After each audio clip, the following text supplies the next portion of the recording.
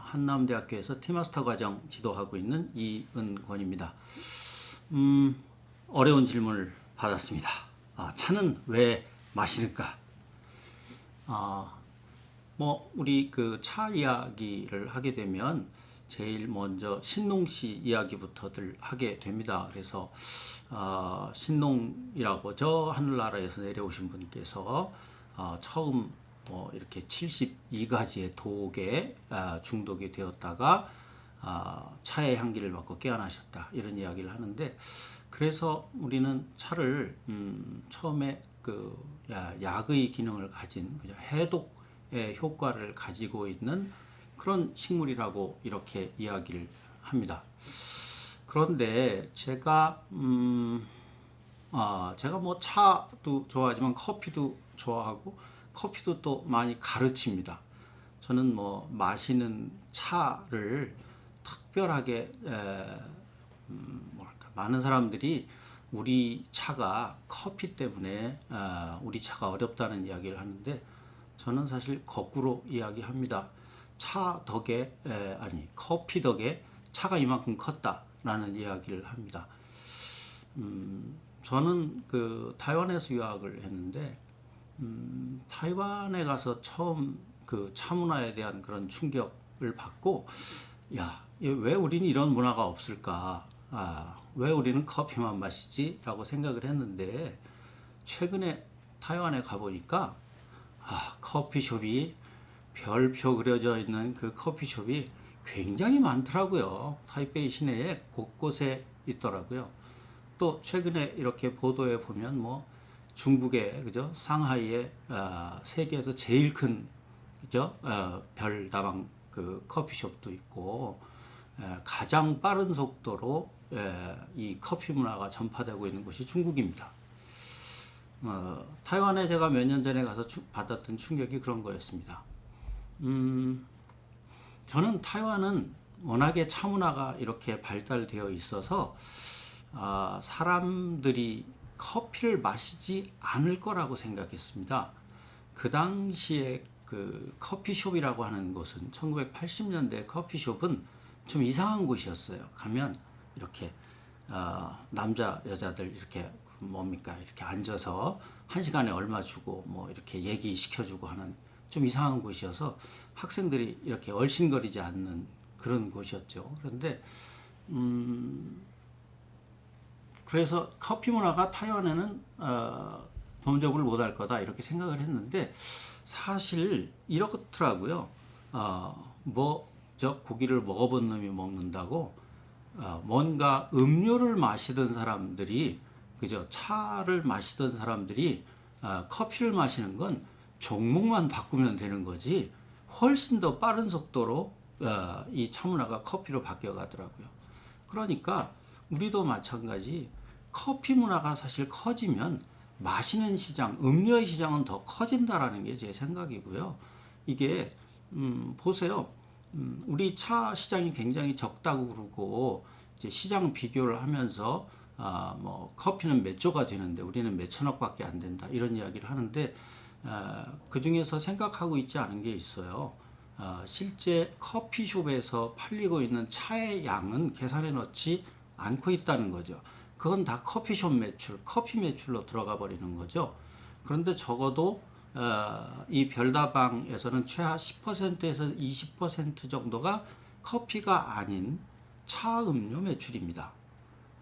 그래서 전체 만약에 커피 시장이 뭐 8조다, 10조다라는 얘기를 하면 적어도 그 중에 1조 이내는 차 시장이다, 사실은. 그런 생각을, 물론 이제 우리 차가 그 시장을 차지하고 못하는 그런 어려움이 있습니다만, 뭐 그런 생각입니다.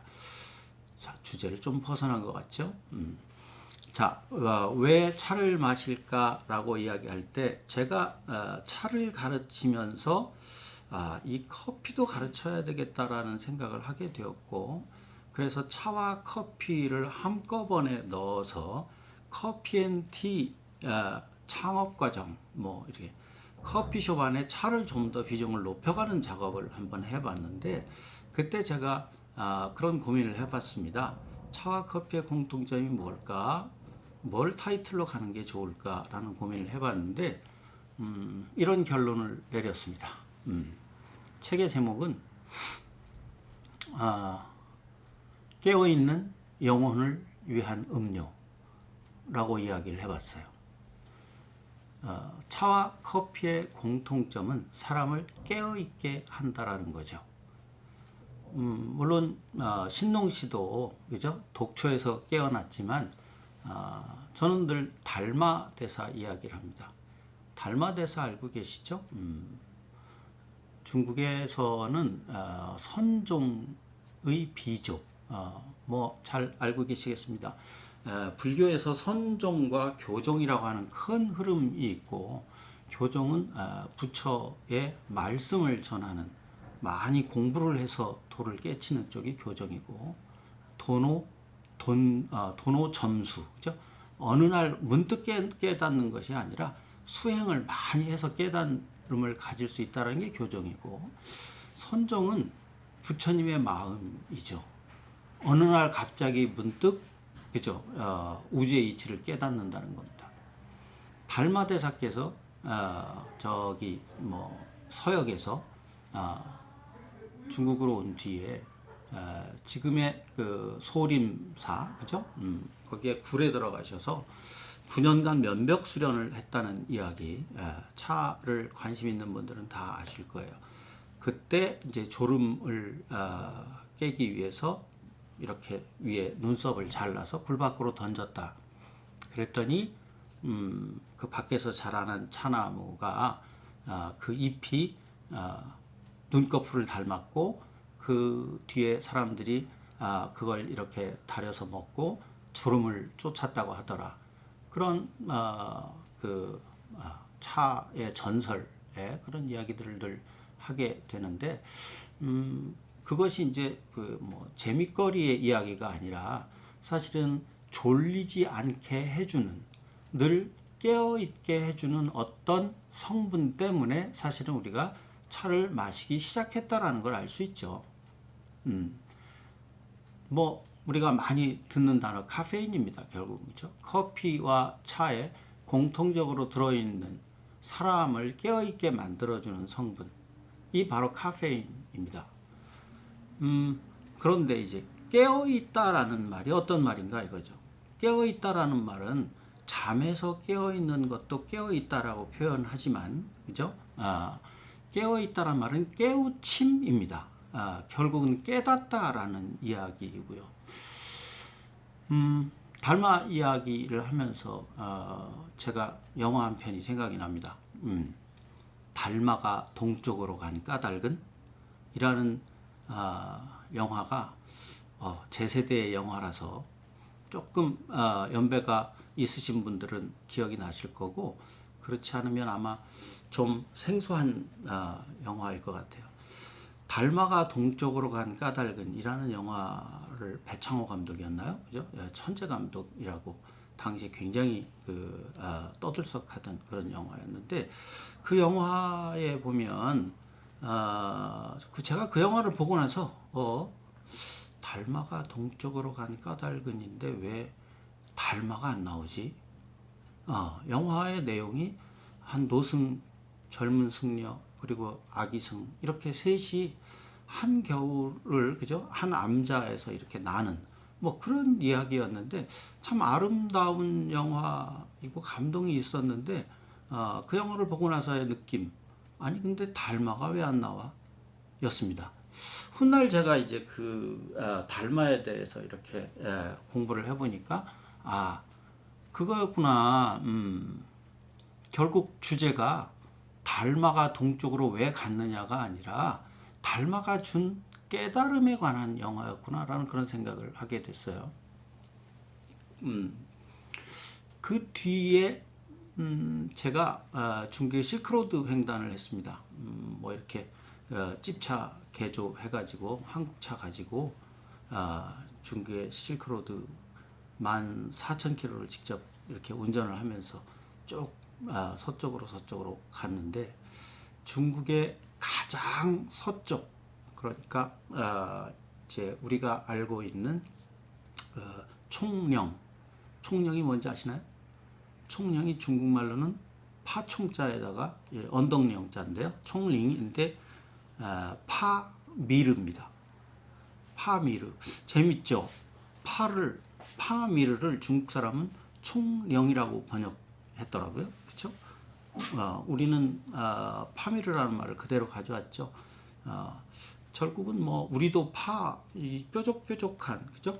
파미르가 그 지대가 5,000m 이상 이렇게 뾰족뾰족한 봉우리들이 연이어 있다. 그래서 파미르거든요. 그래서 그 파미르 고원을 넘어서 정말 중국의 가장 서쪽 홍치라푸커우라고 하는 동네까지 올라갔습니다. 집차를 가지고 올라갔는데 거기서 이렇게 하루 저녁을 자고 아침에 이렇게 나와서 동네를 한 바퀴 도는데 거기에 이런 비디오 가게가 하나 있더라고요.